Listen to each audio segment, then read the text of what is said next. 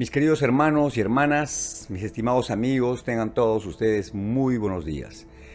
Espero que se encuentren bien, disfrutando en familia de este precioso día del Señor. Hoy vamos a comenzar a desarrollar un tema que considero que es fundamental para el avance de nuestra vida de fe, de nuestra vida cristiana. Vamos a estudiar el Sermón del Monte. Este sermón que está registrado en el Evangelio según Mateo, capítulos 5, 6 y 7.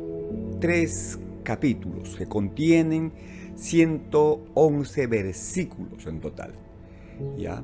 Y en esta porción de la Escritura Sagrada se registra la enseñanza fundamental de Jesucristo, que juntamente con el libro de los Hechos de los Apóstoles, las cartas del apóstol Pablo, las cartas universales y el libro de las Revelaciones o el Apocalipsis, constituyen la doctrina de la Iglesia de Jesucristo, en la cual debemos perseverar cada día, además de desarrollar una sólida comunión fraternal y una intensa vida de oración, para que así podamos crecer en la gracia, en el conocimiento y en la fe, para que, como dice la Escritura, ya no seamos más niños fluctuantes, llevados por doquiera de todo viento de doctrina, por estratagema de hombres que para engañar emplean con astucia las artimañas del error,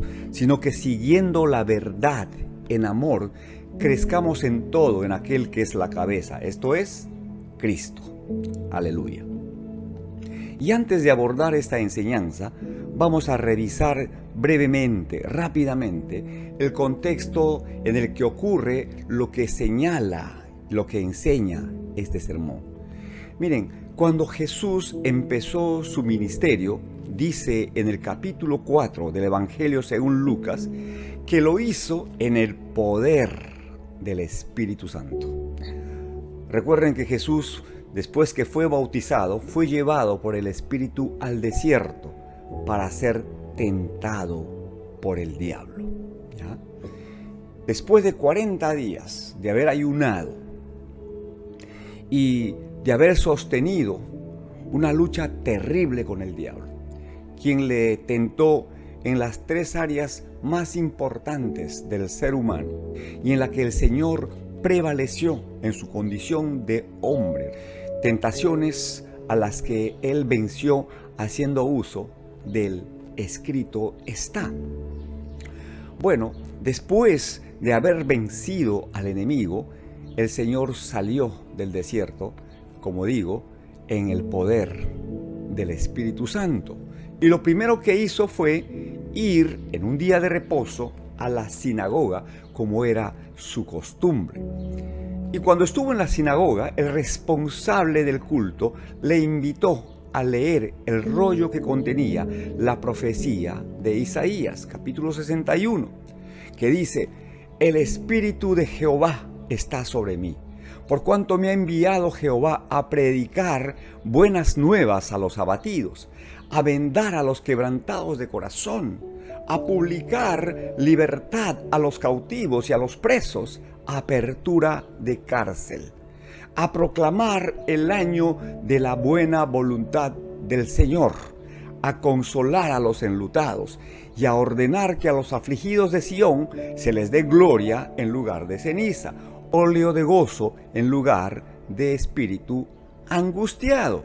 Y dice que cuando terminó de leer este pasaje, según vemos en Lucas capítulo 4 versículos 20 al 21, dice que enrollando el libro lo dio al ministro y se sentó. Y los ojos de todos los que estaban presentes en la sinagoga estaban puestos fijos en él. Y les dijo: hoy se ha cumplido esta escritura delante de vosotros. Y en el Evangelio según Mateo dice en el capítulo 4, a partir del versículo 23, lo siguiente: y recorrió Jesús toda Galilea, enseñando en las sinagogas de ellos, predicando el evangelio del reino y sanando toda enfermedad y toda dolencia en el pueblo. Y se difundió su fama en toda Siria, y le trajeron todos los que tenían dolencias, los afligidos por diversas enfermedades y tormentos, los endemoniados, lunáticos y paralíticos, y los sanó. Y en el Evangelio, según Mateo capítulo 8, versículo 16, dice que cuando llegó la noche, le trajeron a él muchos endemoniados, y con la palabra echó fuera a los demonios y sanó a todos los enfermos. Ahora, si ustedes se dan cuenta, cuando Jesús inició su ministerio, lo hizo estableciendo desde el primer momento las 4 columnas que sostendrían su obra y ministerio en la tierra. ¿Y cuáles son estas 4 columnas? Están aquí en los 2 pasajes que les acabo de leer. Son predicación del evangelio, enseñanza, sanidad y liberación. Y cuando terminó su ministerio, el Señor le encargó a su iglesia que mantuviera estas 4 columnas. Eso es lo que nos dice, si se dan cuenta también, la Gran Comisión.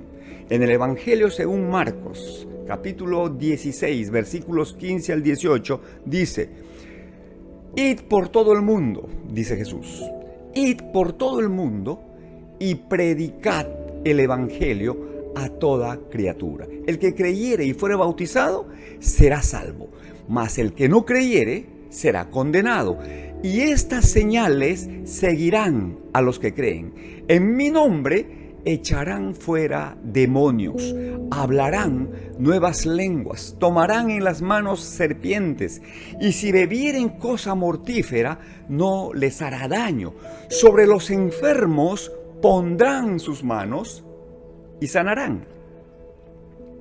Y en el Evangelio de Mateo, capítulo 28, versículos 19 y 20, está la otra parte de la Gran Comisión, donde Jesús dijo: id y haced discípulos a todas las naciones, bautizándolos en el nombre del Padre, del Hijo y del Espíritu Santo, y enseñándoles que guarden todas las cosas que os he mandado.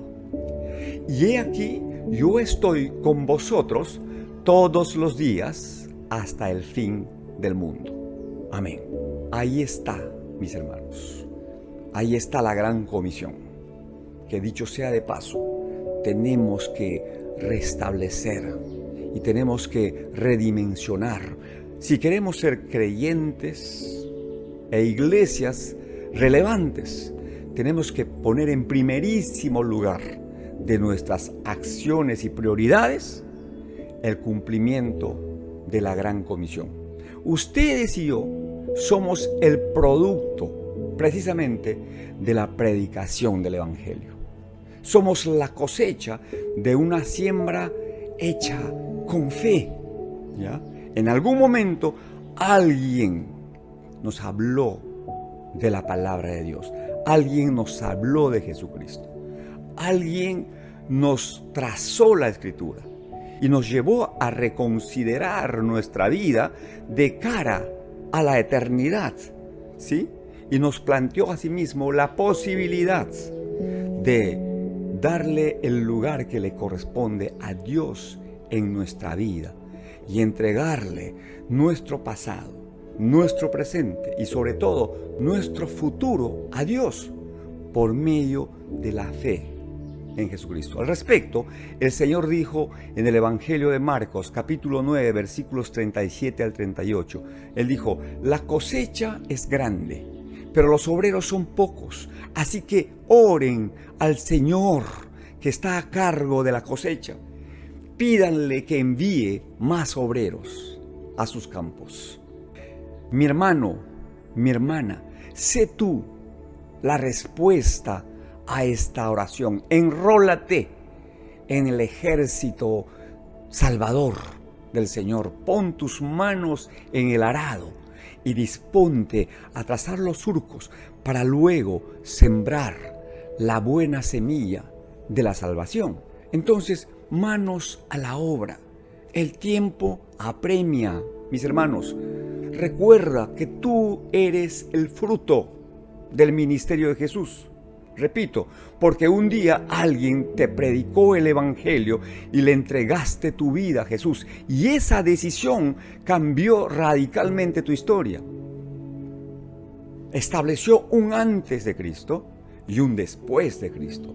Ahora depende únicamente de ti seguir creciendo en la gracia y en el conocimiento hasta convertirte en un instrumento poderosísimo en las manos de Dios para seguir extendiendo su reino en este mundo.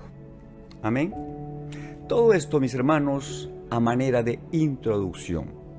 Ahora, volviendo a nuestro estudio del Sermón del Monte, dice la Escritura que al ver las manifestaciones del poder divino que operaban en Jesús a través de su predicación, sus enseñanzas y las sanidades y las liberaciones que acompañaban a su ministerio, dice que le siguió mucha gente de Galilea, de Decápolis, de Jerusalén, de Judea y del otro lado del Jordán.